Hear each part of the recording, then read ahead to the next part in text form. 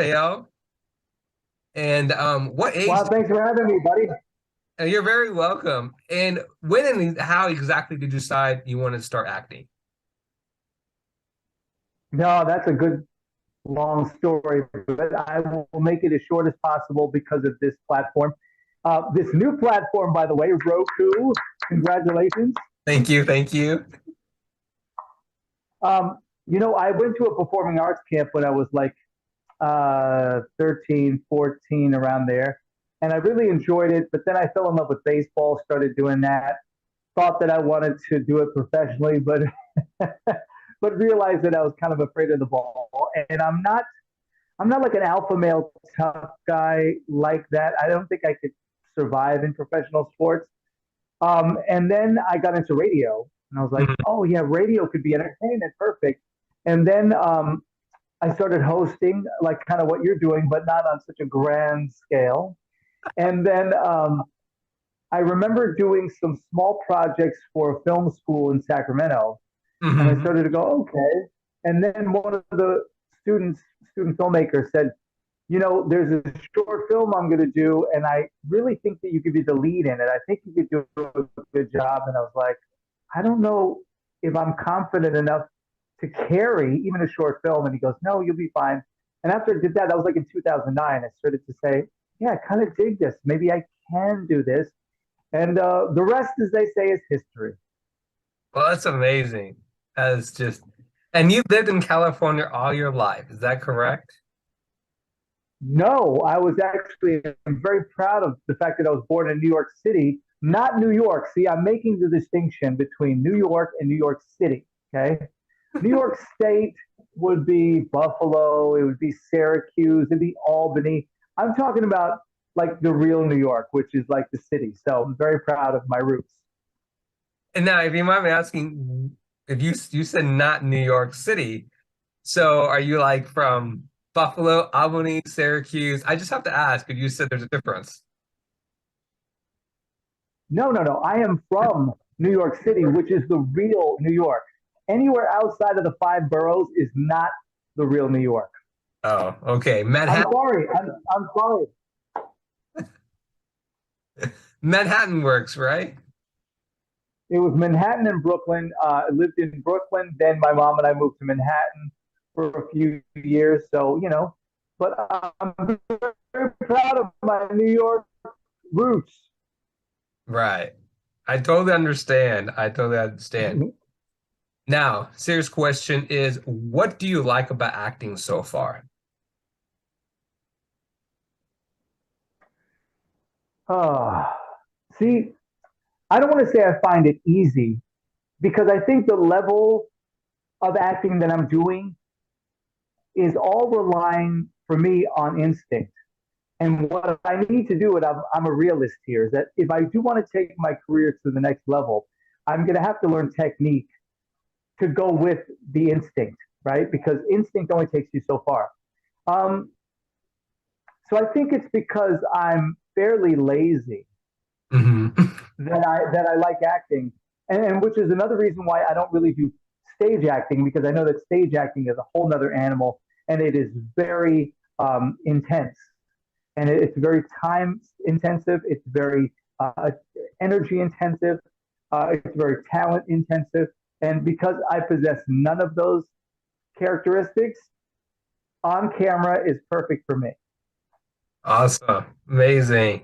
Now, of course, I know about Darman, but how many Yeah. films and TV shows have you performed up till now? Except Darman. We'll talk about Darman in a few minutes, but Okay. I mean, there've been probably over 15 or so short films and about seven or so feature films. mhm. I believe, I don't know because I don't like keep track. And there are a lot of things that I go, oh yeah, I forgot about that project. It's really strange. But yeah, I like the feature films. The feature films have more gravity to them. And by that I mean like there's a wider reach with them. Right. You spend more time doing them. Oftentimes there's more money invested in them. So I really enjoy the feature films, which I have one coming up at the end of next month. So, Yes, by the way, I heard about it in the grapevine. So can you tell us what the future film is about? Or if you can't, I totally understand. no, no, it's a movie based in Mexico. It's going to be shot in Baja, California, kind of Baja, Mexico area, Rosarito, Mexico. It's where I shot another film that came out a few years ago. This movie's called Golden, and it's going to be a lot of familiar faces in it. And it's kind of a movie about the cartel, and it's also about, it's a cat and mouse. I love cat and mouse movies and stories where you're like, you're not sure who has the upper hand here, who's good, who's bad, who's double crossing someone else. And so it's that kind of movie. So it's going to be fun. A lot of action, but also a lot of interesting dialogue scenes. Amazing. And what was your role in that film? My role is I play Hector, who is the head of security for one of the heavies in the movie. So remember, that movie has not been shot yet. They start shooting in about 2 weeks, and then I'll be down there for my part at the end of March slash beginning of April. Amazing. I can't wait to see it. Definitely can't. Um, Now you said you're working on a current project, you already said. What is your greatest strength as an actor so far? As an actor, I think as an actor and as a person, I believe it's my lack of ego. Mhm. It was funny. I was in a meeting today, and a good director friend of mine, Nick Leisure, who's actually directing this upcoming movie, and I've been in a whole bunch of his projects. We were talking about ego and how ego really is something that can destroy a project. It can destroy a relationship, a friendship, Mhm. and it's just I don't possess it. I don't understand it, and I'm sure that some of it stems from low self esteem, right? That I go, I already know I'm not that good, or I already know that I'm not that great looking.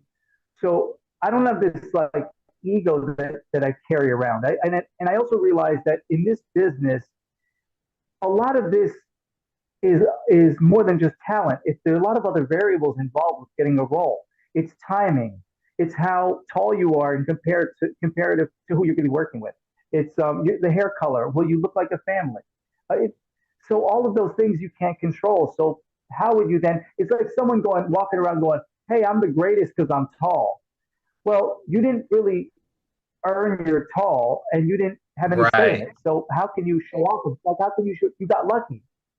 So No, I totally understand. Ego is a big thing. If you can't have ego in this industry, 100%. I don't think you can have it in any functional relationship, really. I mean, you can have confidence, that's different. But I think to me, I think I said this to you last time I was on your show, as I said that confidence is internal and ego is external. Right. Confidence is something people see, ego is something people hear. 100%. I remember you talked about the last time. Um, and let's talk about Darman real quick. Darman is Yeah. going, it's growing and you people can watch on YouTube. I know kids are watching on school buses when they go to school in the morning, and even adults are watching it, and it's a powerful message. It talks about anti-bully, anti-other stuff, and it talks about positive message in schools. And so Mhm. your man, I believe you played as a principal and you played you can correct me, but you played other roles as well.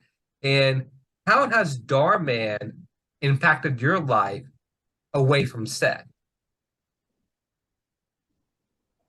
Well, I mean, in terms of like being noticed, in terms of being able to pay my bills to a degree, right? I mean, it's helped. It wasn't the only source of income that's away from set.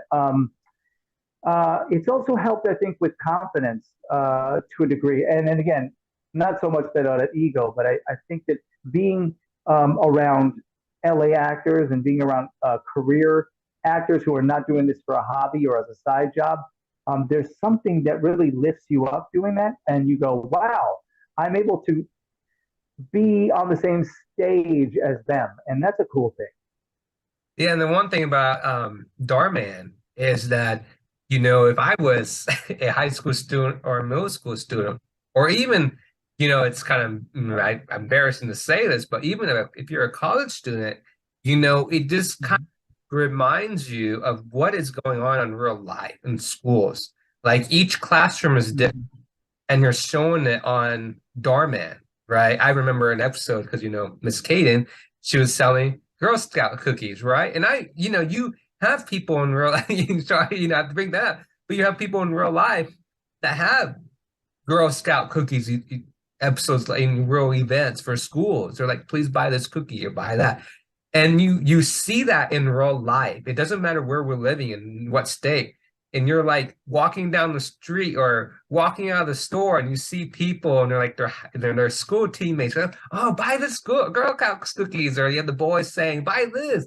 And you think about it and you're like, wow, this is kind of like what Darman is talking about. You watch episodes about or stuff like that, and you see it happening in real life. It's powerful because it bring you chills, and that's why it's like that's why I love about Darman, because Darman brings all of this positive energy out there to hopefully to change the younger generations and older generations to say understand say hey, we can be positive. Let's stop the bullying, stop the hatred in school. We're all here, we all love each other, and that's what I love about Darman. So I just have to say that it's a powerful show. I still watch it, and it's just I may be behind episodes but I watch them. Well, there are two ways of watching Darman, right? You can either watch it and take it very seriously, or you can watch it as fun entertainment. But entertainment really is supposed to hold up a mirror, right? And you're supposed to either see yourself in that or see what you want to be and where you want to go. So if it's not getting that kind of reaction, if any project you're doing is not getting a reaction, then something is wrong, right? You're not moving someone, even if they're moved to be angry or frustrated. Mhm. At least they're being moved. It's when there is no reaction when watching a TV show or a movie that or a play that it falls flat for the audience. Right. You know, I remember Darman, you can correct me, Darman wasn't so popular and now it's getting so popular and it's going worldwide. It's other people from other countries are watching it in different languages. I was on TikTok one time. I don't get on TikTok as much, so he was just telling the truth. But you have, I was on TikTok time and I saw Darman and I'm from Japan. You have Darman in Japanese, and I'm like, wow, what is this? And they're translating it, and it's powerful because you have that's what it means. It's spreading the message to worldwide that say, hey, if we can change the school environment, we can try to change your school environment in your country as well. To hopefully it'll help the stop the bulliness, and that's what I believe. I'm an anti-bully person and suicide prevention person. If we have shows like this, like Darman, to show positive energy, positive stuff, I guarantee you that bullying and suicide was dropped dramatically. And that's what we need in this Mhm. nations. We need to show love to one another. Yeah, I mean, I think that there has to be a break too from all of the negativity. I mean, we're like inundated with negative images and statements and visuals, and I think that at some point you do need a break from that just as a human being.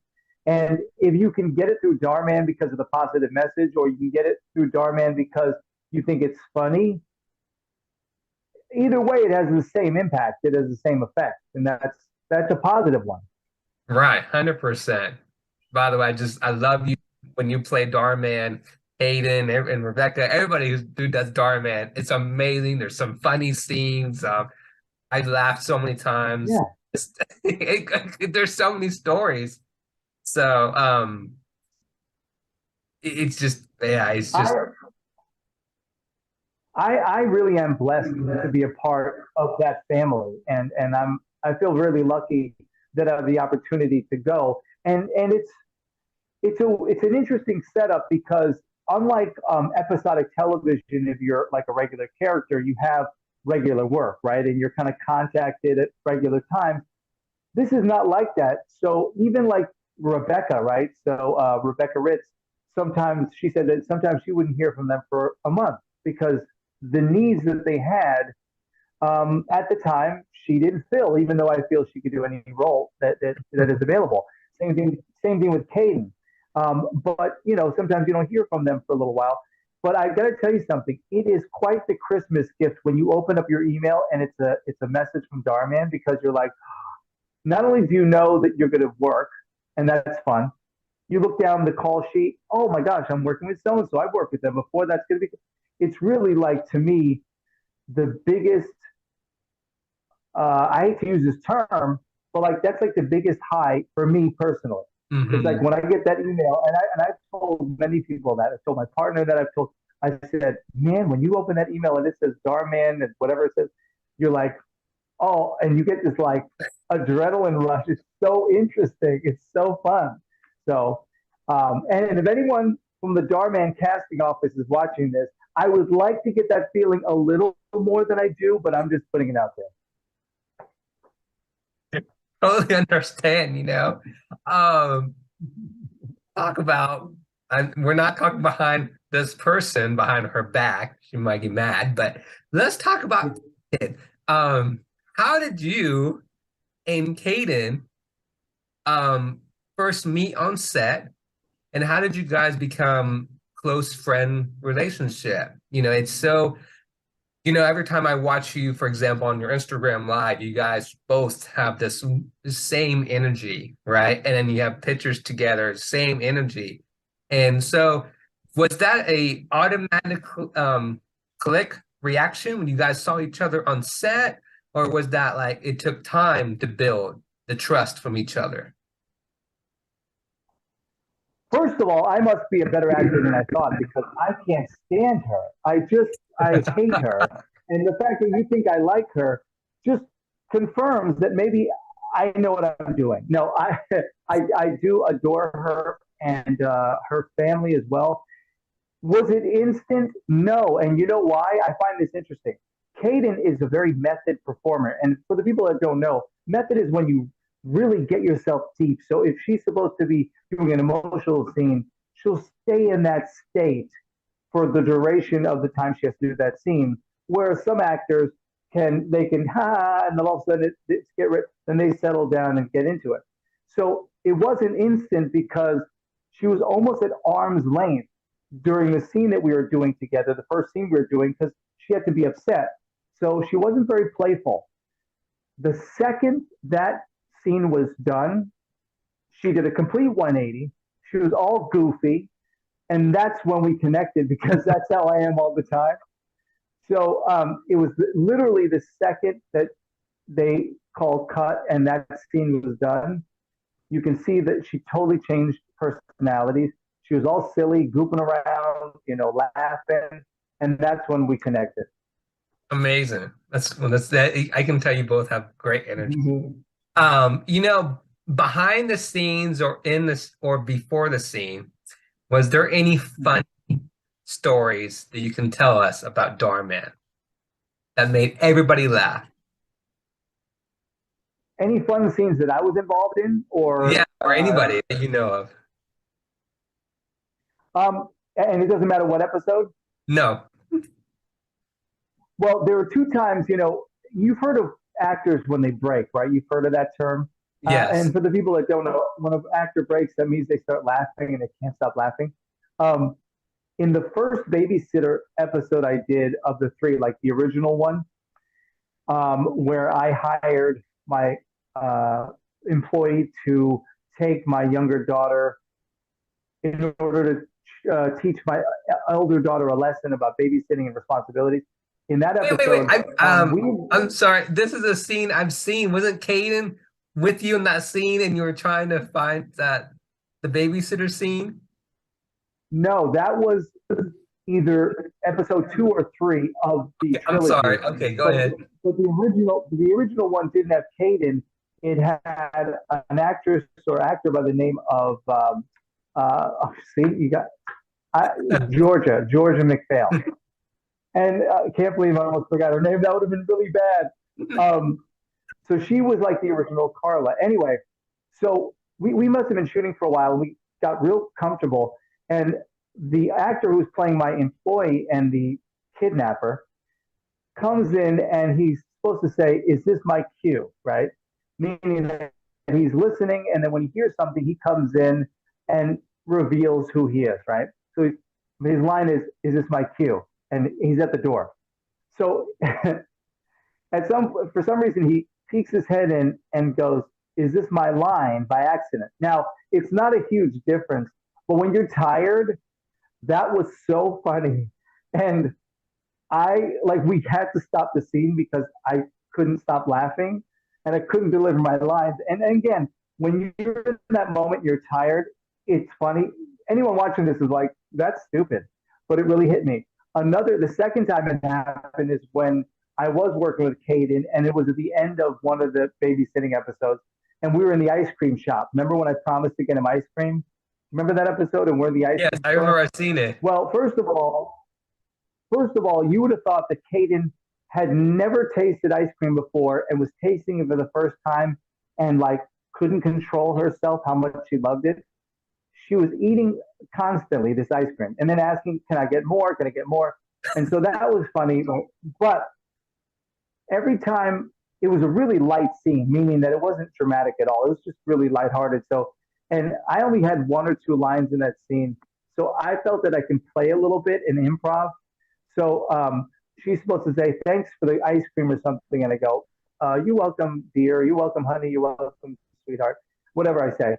And so I would say different things. At one point, I was patting her on the head and or kind of doing this thing like kiddo or pinching her cheek, and she was laughing, and she's like, "Stop, stop!" And I was laughing because I was getting a reaction out of her. And so those are the two things that really stood out in my mind. Wow, amazing. And let's talk about that. It's so crazy to how you do it just makes me laugh how you are trying to have someone do a babysit scene. And both of you and Kaden are looking at, I forgot her act, what's her name, and it's like, oh, I can babysit, and you guys were giving her a hard time, and it was just, I don't know, it was unbelievable. It was just the scenes and everything behind the side. It was just, I watched it and I watched the trailer. It just made me laugh. Well, then we did our jobs, right? That was Brittany, played by the amazing Julia Mason, Hmm. who she plays Brittany in all the three babysitting episodes, and she does a great job. And so they all had a good time. And she's really good. She's really quick with her lines in terms of like learning them, a lot faster than I have ever been and will ever be. And she's just fun to work with. Everyone, I've not had a situation where I've said, "Oh, I didn't like really working with them." And so I've Right. been lucky in that regard. There's a Hmm. lot of headbutting that goes on in certain projects, but I've been lucky in that regard that I've really enjoyed everyone who I've worked with.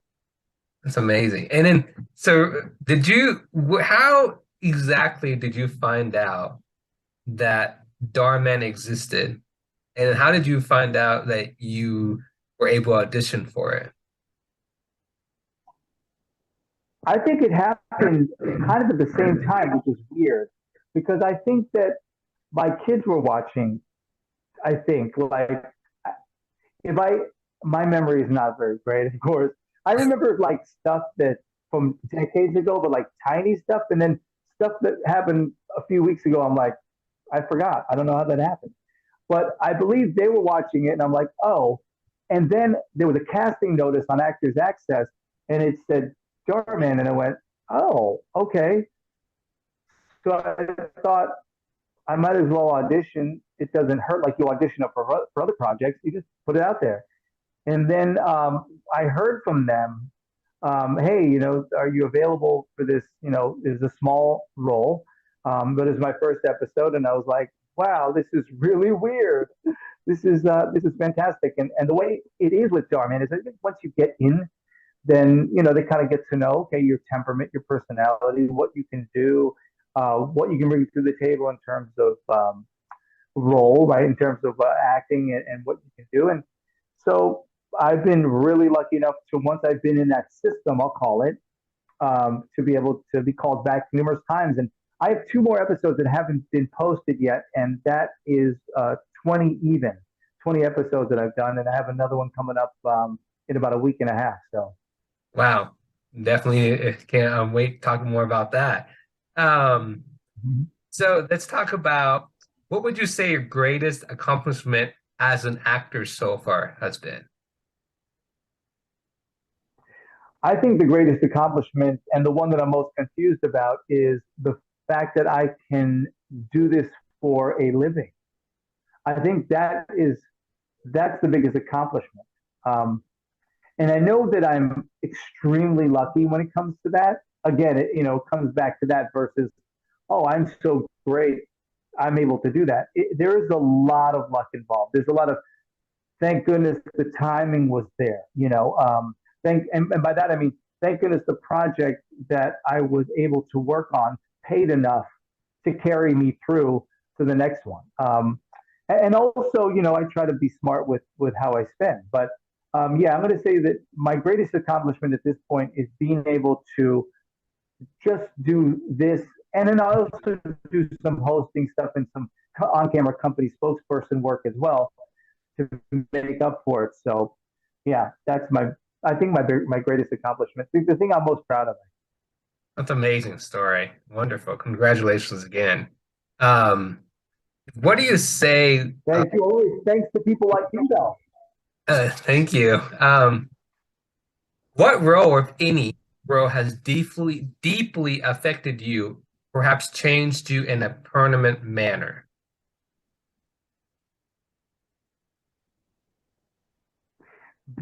I'll go back to Caden. Because I'm not that kind of performer, the roles that I have taken on, except for one, they've not been that intense. And my process is not one that I have to get into this bubble of emotion, right? That Hmm. some actors who go really deep into their roles, Heath Ledger is one who, passed away years ago, and it was because he did Joker and got too far into it. Christian Bale is another method guy, and there's numerous method actors. But because I'm not like that, I didn't have to like. Oh, I was really affected by it. There was one really intense role that I did do, um, and but I didn't. It didn't affect me like ongoing or even in the moment. I kind of just, yeah, I was able to let go of it pretty quickly. That's true. Heath Ledger, he was a great actor. Mhm. Yeah, I totally agree with you on that. Yeah. Um, Now, is there anything we should know about you that nobody knows about? I'm a fairly open book, honestly. I really don't have a lot of secrets. I don't have my wall up generally. Um, but a lot of the people watching this probably don't know that I am able to ride a unicycle. A lot of people watching this probably don't know that I can jump rope while on a unicycle. These are all things that they have to know. And they don't know that I can juggle. Um, and all of these kind of skills that really don't get me anywhere in life, but I do have them. Also, and the last thing, it's funny because when you do a self-tape audition, a lot of times they'll say, briefly tell us a little bit about yourself, like 10, 15 seconds. And so I bring up those two facts that I can jump rope on a unicycle and I can juggle. And the third fact that I always give is that I was at one point in a boy band. And I still think it's ridiculous. And so every time I say it, I'm always laughing when I say it. But yeah, so those three facts about me, there are people who do know that, but a majority of people probably don't until now. Um, but I didn't know you can juggle. That's really cool. I need to see it next time. Um, Okay, all right, I'll do a talent show for you. um, Next time for sure. Without giving anything away, what? favorite dialogue line. My favorite dialogue line that I've had. Yes. Or anybody that you remember. Oh, see, I'm not good with like recalling this stuff. I told you my memory is very strange. My favorite um the one that I do remember actually was a recent one, and it was in the third of the three babysitting episodes where it's Caden playing Carla and Julie Mason playing Brittany. And it's in the beginning of the episode.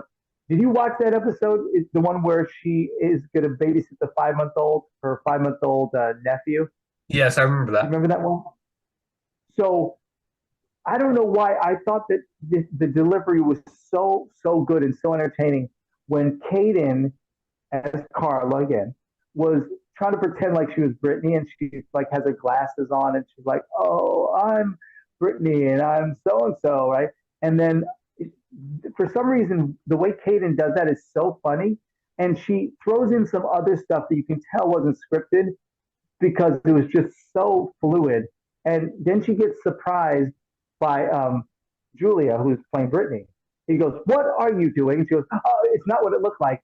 And then for some reason, I always got tickled by the fact that Julia delivered her line and she starts to yell and then goes down in volume and energy. I don't know why I find that to be so entertaining. She goes, um, I need, she said something to the effect of that that jacket is for my photo shoot.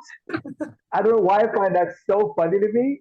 I, I've watched that like I've watched that like 20 times because I thought that Hmm. beginning sequence between the two of them is so funny. So that's my favorite. Very funny. Very funny. Very funny. But for the people that don't know what I'm talking about and have no context, just watch it and isolate that first part. That first part is so fantastic. So it's the babysitter loses 5 month old episode of Darman. Amazing. I've seen it. I've seen it. Sorry, I covered my mouth with sneezing. Um, That's all right. Bless you. Bless you.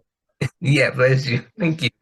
So, if you could give this is serious, not funny. If you could give a very touching message to Caden, what would it be? A what message? A touching message. Oh, a touching message. Oh gosh, to Caden. That Oh man, I just want to play all the time. You know what I mean? Like I was goof around with her.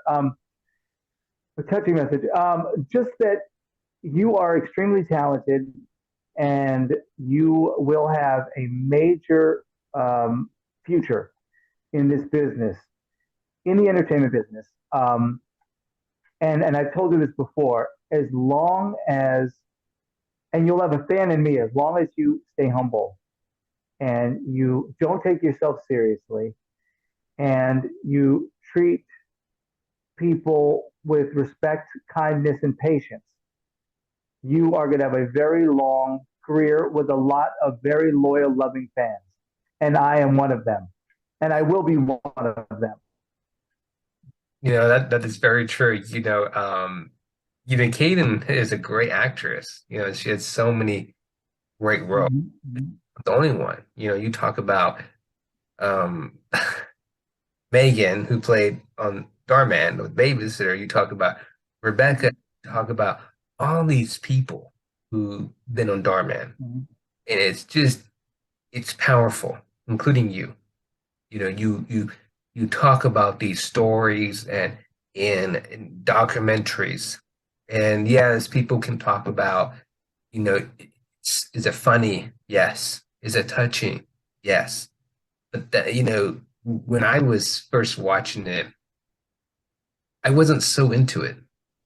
But the more I kept watching, it was just funny scene. And there were some scenes that made me cry.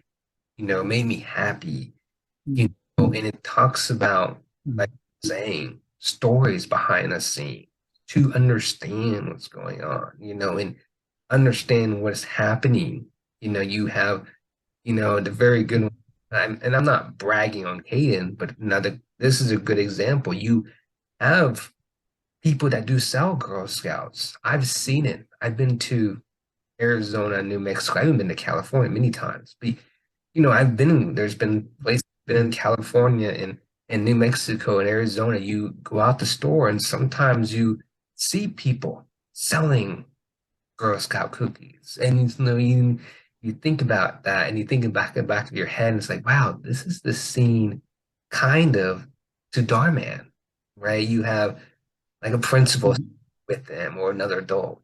And it's like, wow, this is stories that Darman is talking about. And it's so powerful. Brings me chills, have my hair stand up. And that's what I love about Darman. And it's just like I don't know how to describe in words, and it's like everyone should watch it.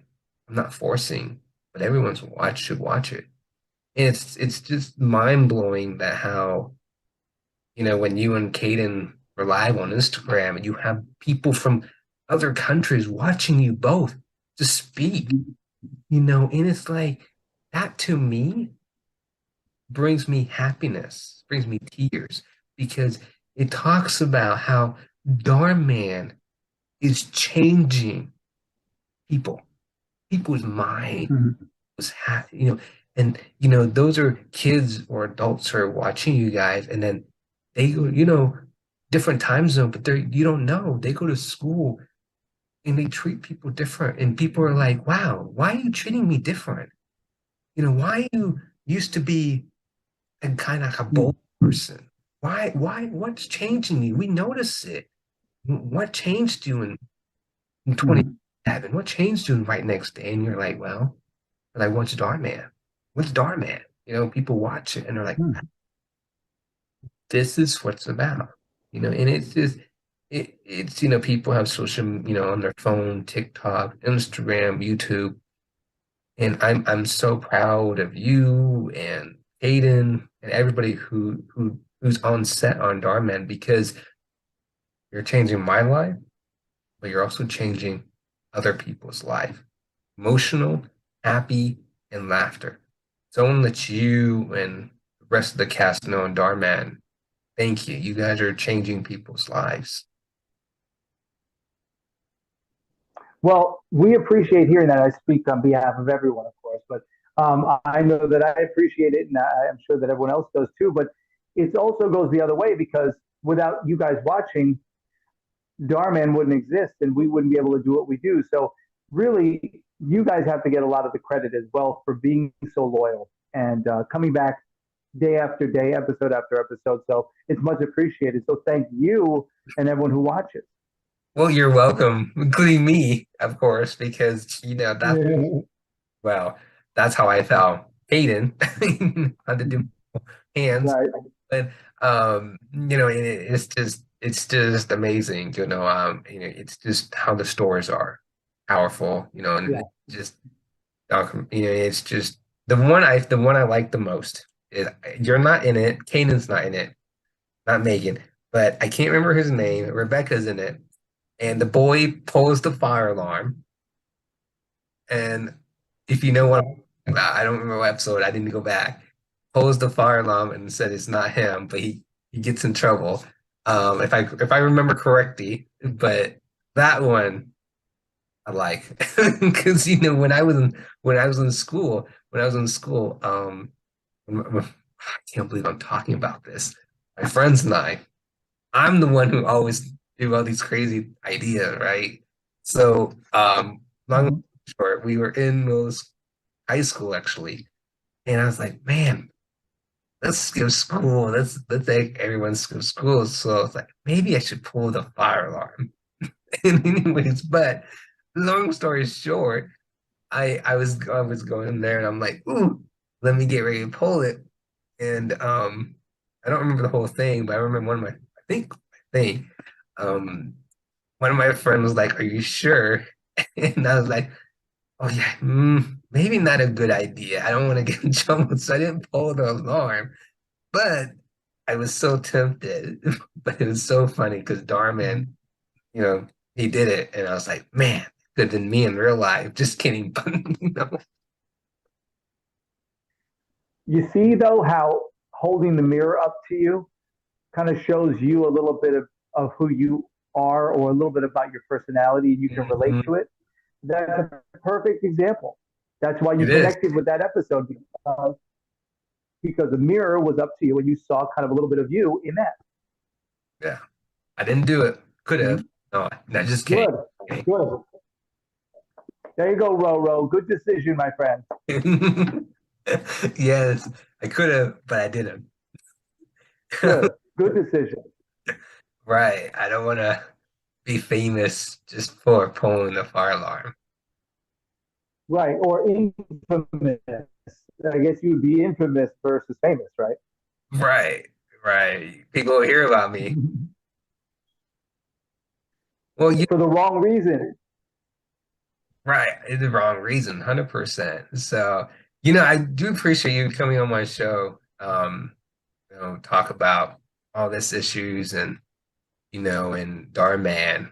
And I definitely can't wait to have you back and we can talk about more about Dhar Mann and all your more recent roles. Sure. I mean, I would love to come back, and I have to say that Roku looks good on Roro. Well, thank you. Thank you. It means a lot. It's been an honor. Thank you for coming on, and we'll definitely stay in touch. Love to be on again. Thanks for reaching out again. You're welcome. Talk to you soon. Okay. All right. Bye. Bye.